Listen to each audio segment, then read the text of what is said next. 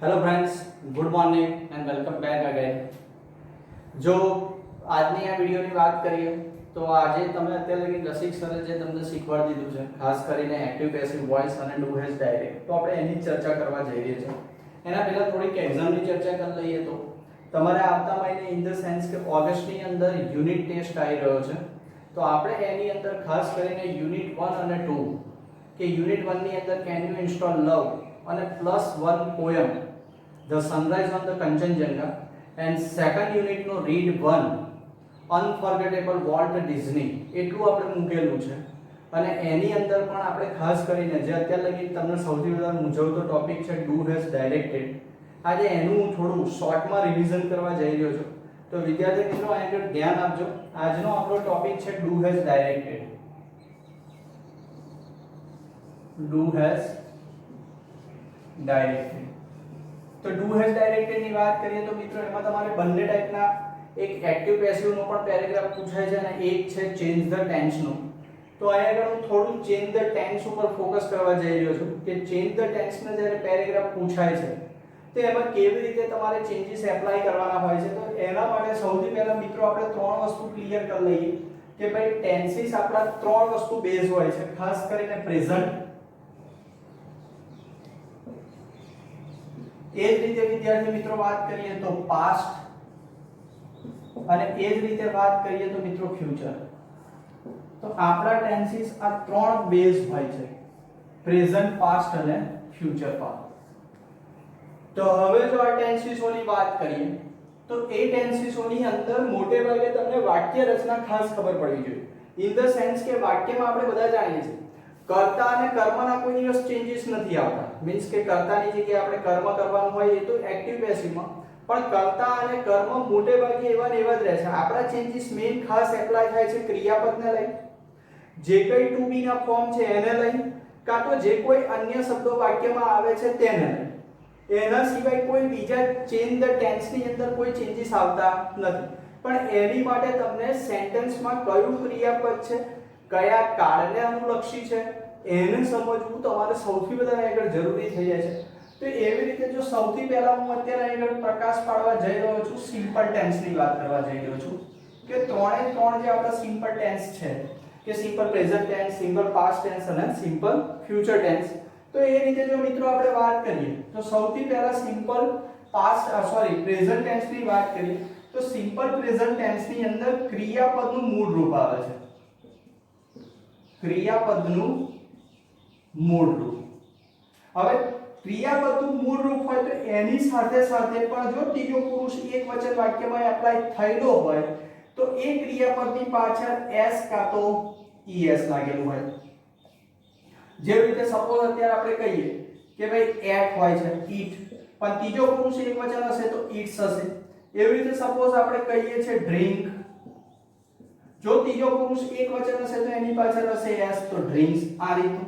તો મિત્રો અહીં ખાસ ધ્યાન રાખો કે તમારે કોઈ પણ વાક્ય કયા કાળની અંદર છે તેને ઓળખવા માટે ક્રિયાપદની સમજ મેળવવી જરૂરી છે.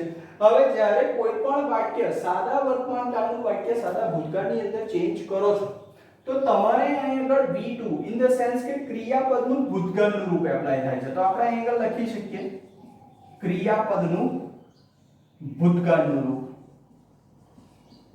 ભૂતકાળનું રૂપ. જેવી રીતે અત્યારની વાત કરીએ તો ક્રિયાપદનું ભૂતકાળનું રૂપ થશે એટ અને એ જ રીતે અહીં આગળ થશે ડ્રંક. આ રીતે મિત્રો.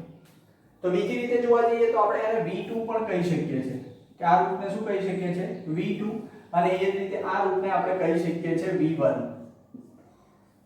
તમારા ત્રણ ટાઈપના રૂપ આવે છે, ક્રિયાપદનું મૂળ રૂપ, ક્રિયાપદનું ભૂતકાળનું રૂપ અને પ્લસ ક્રિયાપદનું ભૂતકાળનું રૂપ.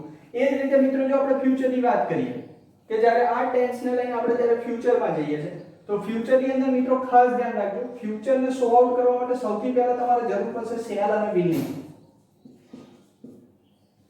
કે તમારે ફ્યુચર બતાવવા માટે જરૂર શેની પડે છે? શેલ અને વિલ. અને શેલ અને વિલ પછી પણ ક્રિયાપદનું મૂળ રૂપ. ક્રિયાપદનું મૂળ રૂપ. એટલે મિત્રો અહીં ખાસ ધ્યાન રાખજો. જો હું તમને વધારે એક એક્ઝામ્પલ થ્રુ સમજાવવા માંગુ, સપોઝ કોઈ પ્રેઝન્ટ નું સેન્ટેન્સ છે કે ભાઈ આઈ પ્લે, આ વાક્ય જ્યારે પાસ્ટમાં જશે તો તૈયાર થશે આઈ પ્લેડ, અને જ્યારે એ જ વાક્ય ફ્યુચરમાં જશે તો અહીં આગળ તૈયાર થશે આઈ શેલ પ્લેડ, આઈ શેલ પ્લે, સોરી.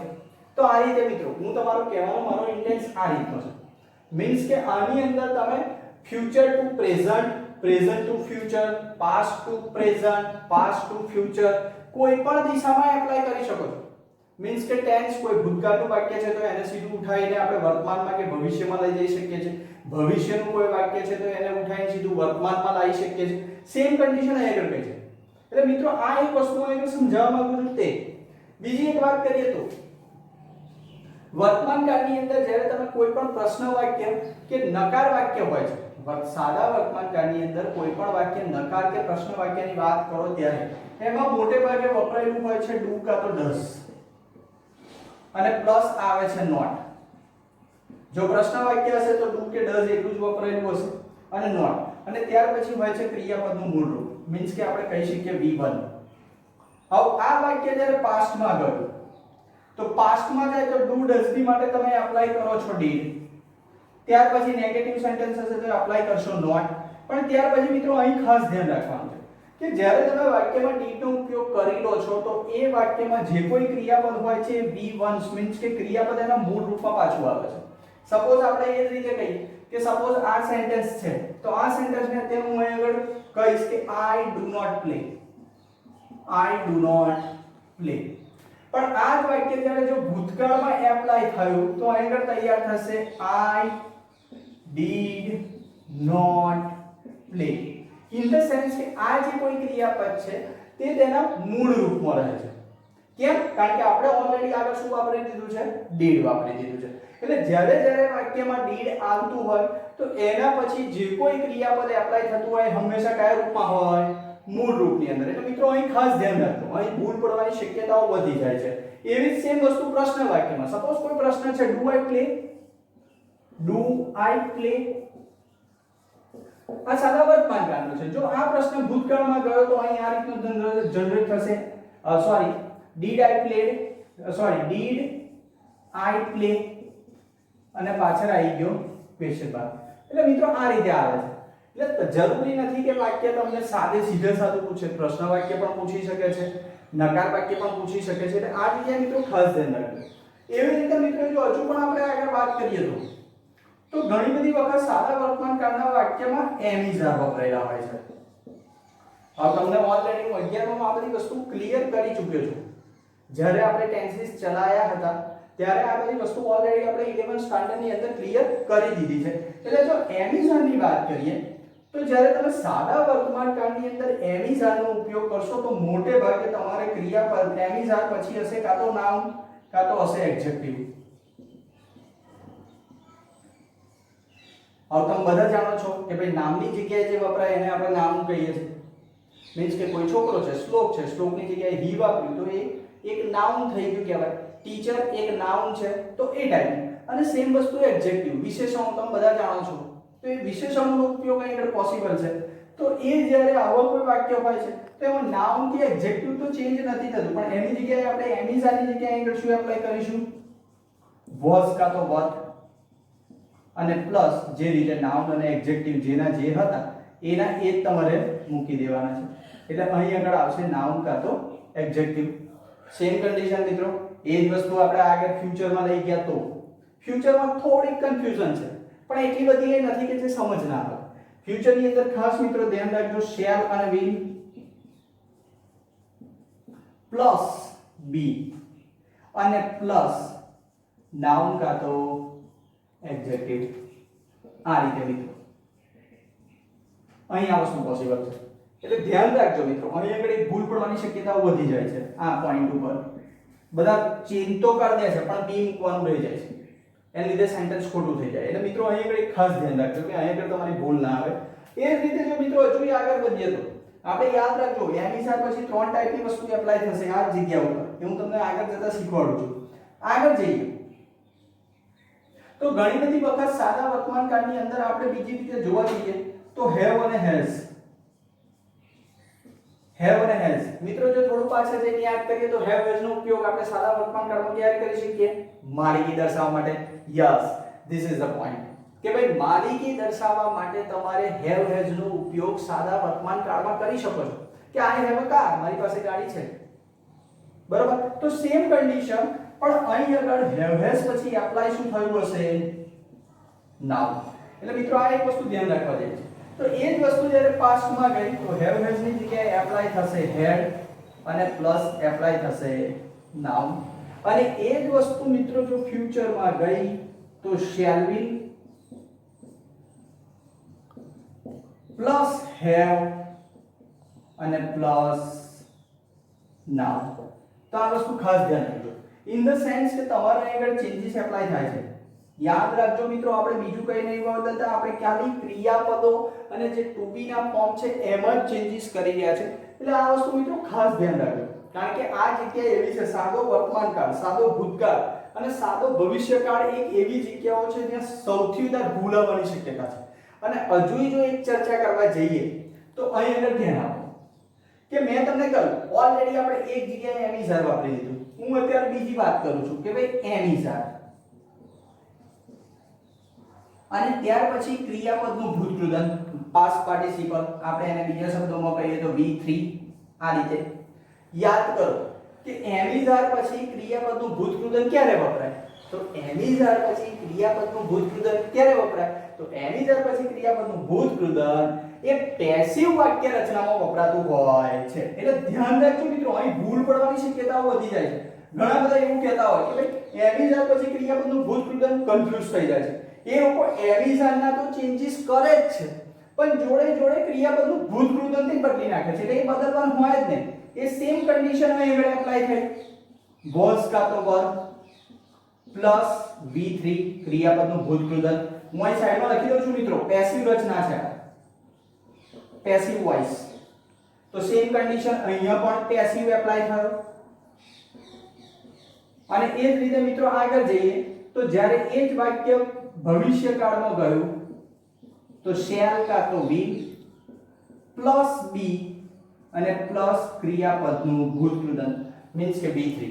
એટલે મિત્રો જુઓ, આપણે બે જગ્યાએ, એક છે આ જગ્યા જે એમિઝાર વાપર્યું, સેકન્ડ થિંગ અહીં છે. મોટે ભાગે જુઓ અહીં નાઉન કે એડજેક્ટિવ હતું, સેમ કન્ડિશન નાઉન કે એડજેક્ટિવ, સેમ કન્ડિશન નાઉન કે adjective. The same type of condition but sentence is different, like active passive.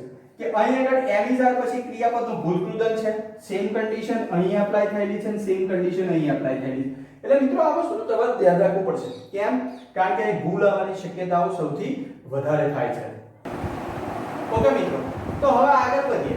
આગળ વધતા હવે હું વાત કરવા જઈ રહ્યો છું કન્ટિન્યુઅસ ટેન્સની.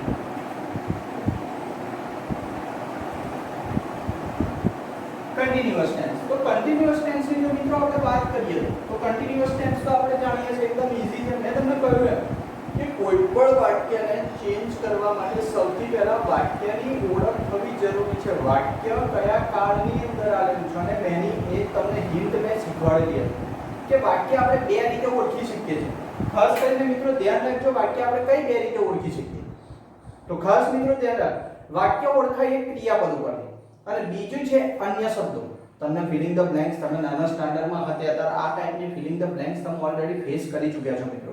તો સેમ કન્ડિશન આગળ કહ્યું છે કે કન્ટિન્યુઅસ ટેન્સ. તો કન્ટિન્યુઅસ ટેન્સમાં પાછો સેમ ઉપયોગ આવ્યો મિત્રો. યાદ રાખો એમિઝાર અને પ્લસ ક્રિયાપદનું ing વાળું રૂપ. મીન્સ કે આપણે એવું કહી શકીએ કે verb with ing, verb with ing.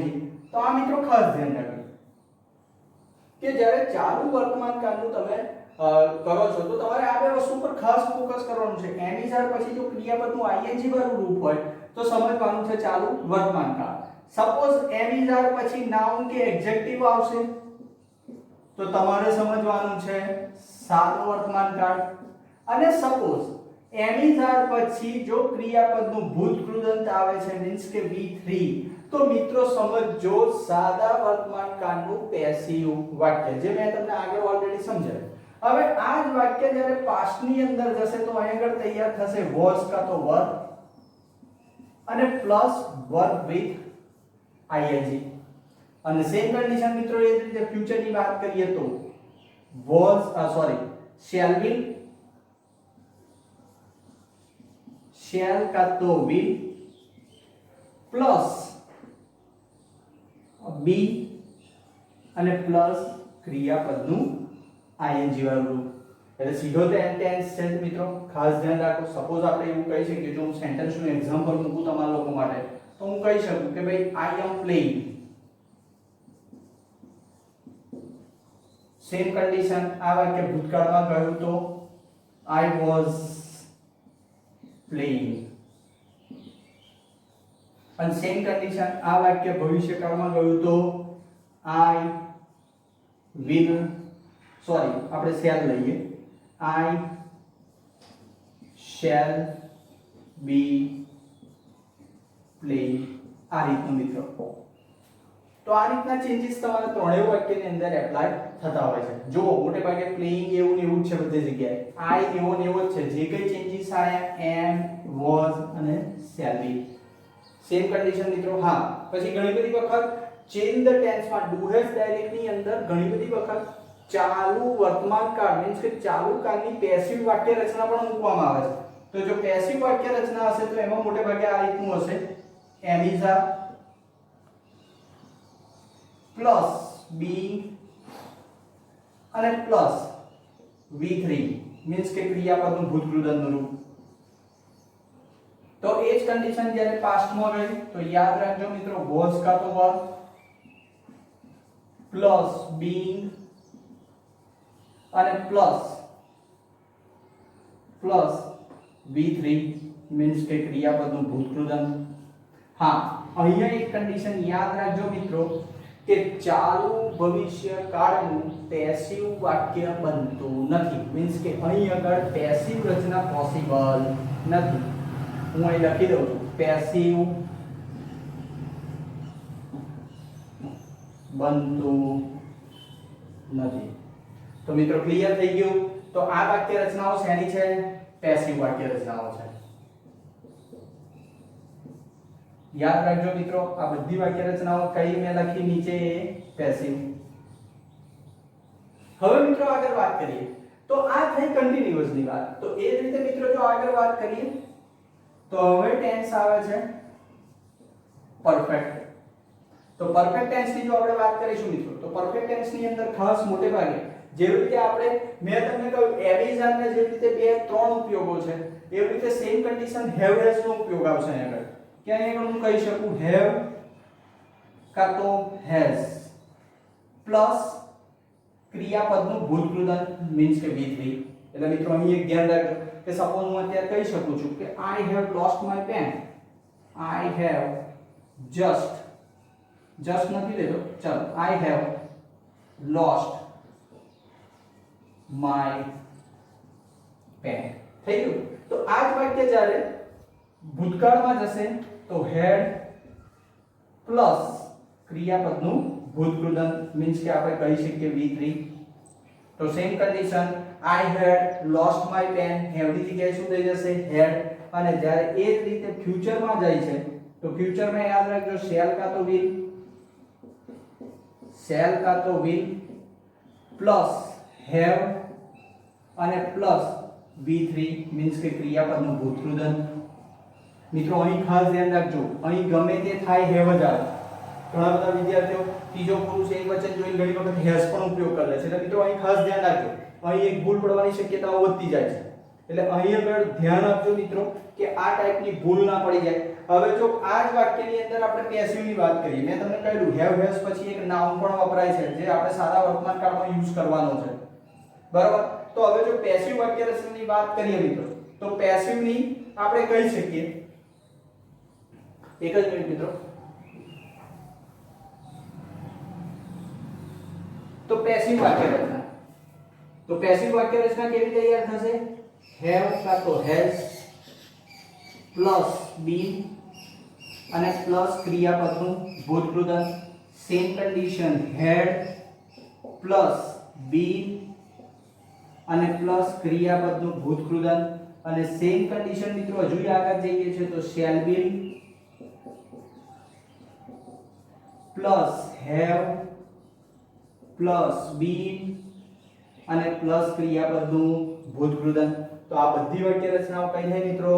Passive. એટલે તમારે આ પ્રકારના ચેન્જીસને ધ્યાન રાખવા પડશે. એ જ રીતે મિત્રો હવે પરફેક્ટ ટેન્સની વાત કરીએ. સોરી, પરફેક્ટ ટેન્સ તો પતી ગયો, પણ આપણે જો છેલ્લો કાળ આપણે જોઈએ કે પરફેક્ટ કન્ટીન્યુઅસ.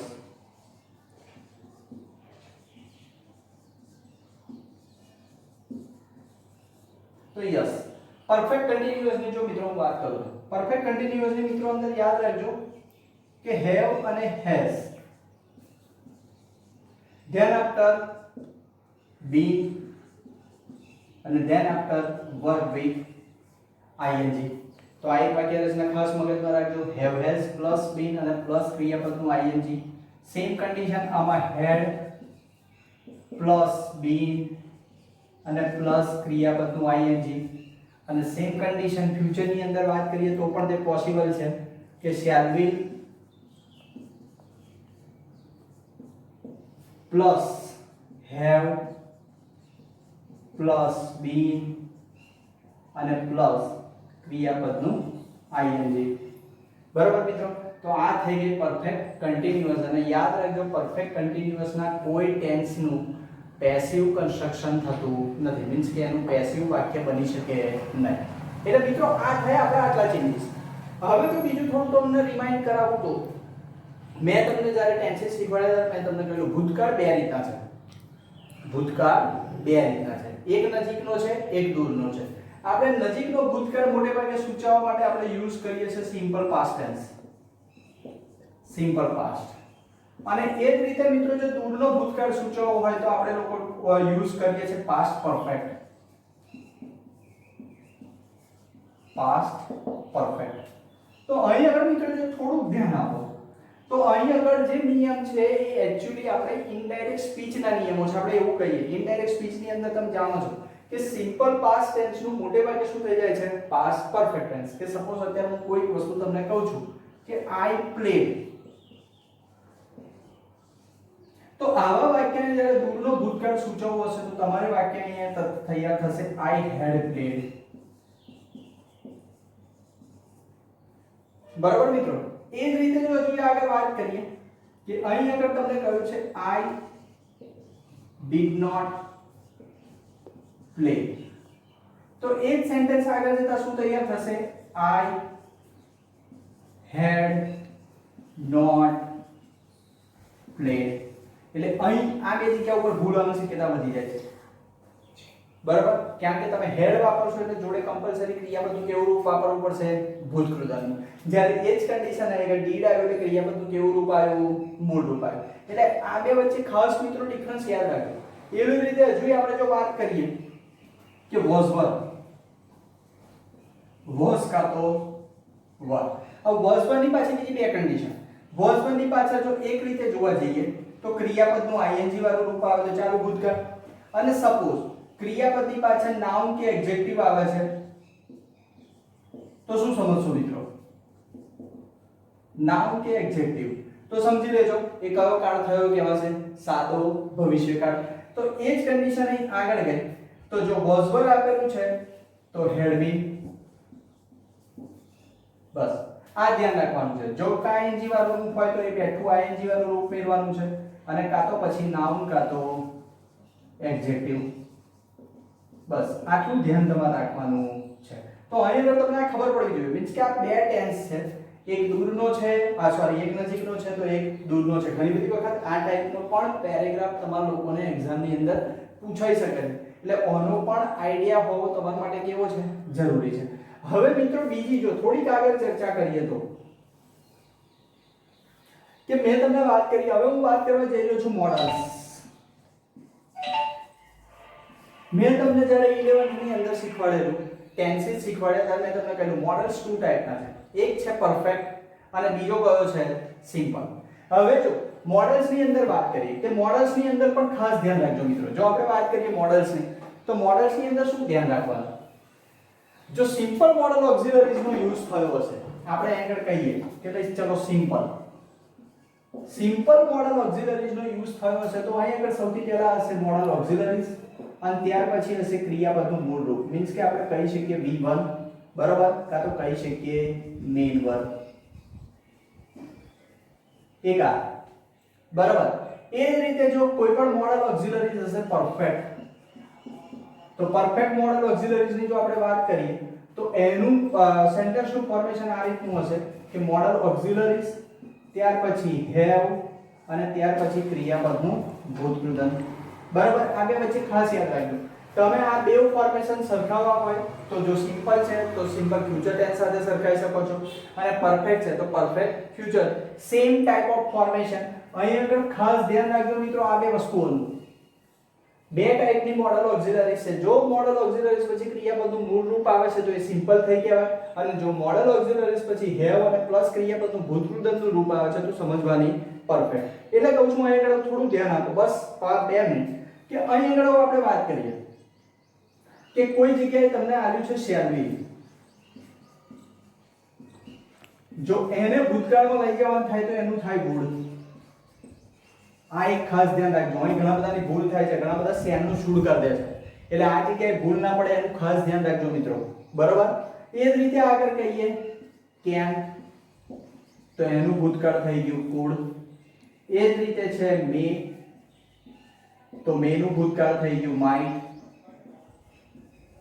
એ જ રીતે આપણે એવું કહી શકીએ હેવ ટુ, હેવ કે હેઝ ટુ પ્લસ ટુ, તો એની માટે મિત્રો ખાસ ધ્યાન રાખજો હેડ ટુ. તો મિત્રો આ એક ચેન્જીસ છે જે ડુ હેઝ ડાયરેક્ટ ની અંદર એપ્લાય થાય છે. મોટે ભાગના ચેન્જીસ મેં આવરી લીધા છે આ વિડિયોની અંદર, એટલે ખાસ કરીને ધ્યાન રાખજો મિત્રો કઈ જગ્યાએ કેવા ચેન્જીસની જરૂર હોય છે. મેં તમને કહ્યું એમ સૌથી મહત્વની વાક્યની ઓળખ હોય છે. જો વાક્યની ઓળખ તમને મિત્રો ના થાય તો આ પ્રકારના ચેન્જીસ કરવા તમારા માટે બહુ અઘરા થઈ જશે.